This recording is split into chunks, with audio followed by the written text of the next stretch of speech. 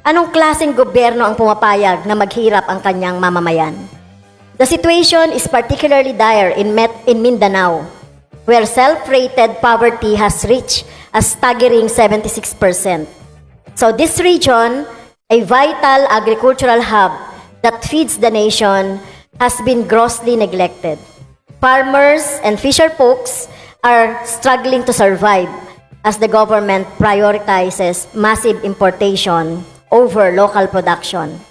The rice tariffication law has devastated our rice industry, leaving farmers unable to compete with the cheap imported rice. Meanwhile, the National Food Authority's original mandate to establish the food prices has been gutted, leaving our people vulnerable to exploitation. Dapat na ibasura ang rice tariffication law at ibalik sa kagyat ang original function ng National Food Authority. Hindi na ubra ang 60 pesos maximum suggested retail price ng bigas, lalo pa itong nagaanyaya ng pagsasamantala, Mr. Speaker.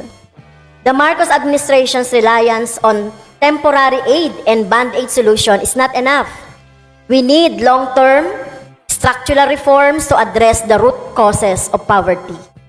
We call for a national industrialization plan that will create stable jobs, provide livable wages, and support our farmers. We must also hold accountable the oil companies that manipulate fuel prices, driving inflation, and pushing our people deeper into poverty.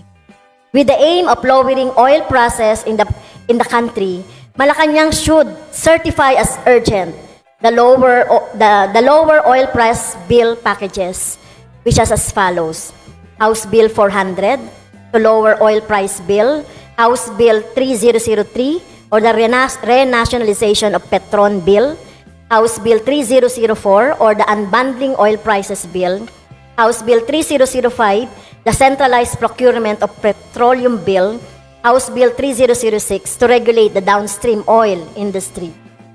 These bills were first filed by Bayan Muna Party List in the previous Congresses and hopes that now they will finally be enacted to stop runaway oil prices. The government's failure to address these issues is compounded by its mismanagement of public funds. Pork barrel allocations continue to enrich political allies, while critical social services like healthcare, education, and disaster resilience remain underfunded. The national debt has ballooned to 16 trillion pesos, yet there has been little improvement in key sectors such as the agriculture, education, and healthcare. To make matters worse, the Marcos administration refuses to implement a significant wage increase despite the rising cost of living. Workers are left unable to cope with inflation, while unemployment remains high, especially in impoverished regions like Mindanao. These devastating economic policies are no longer sustainable and should be stopped. Pork barrel spending must be abolished and funds must be redirected to strengthen the basic services such as healthcare, education, and disaster resilience. We must rebuild robust rural economies and replace debt dependency with sustainable fiscal policies that ensure long-term growth and genuinely uplift the poor. Mr. Speaker, the Filipino people deserve better.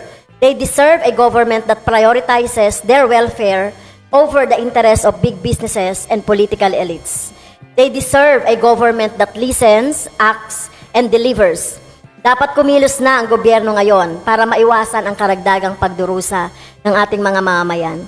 Nananawagan ang kinatawang ito na agarang aksyon para kontrolin ang pagtaas ng presyo ng mga pangunahing bilihin at suriin ang mga patakarang pang-ekonomiya na hindi makakatulong sa ating mga kababayan. Thank you, Mr. Speaker.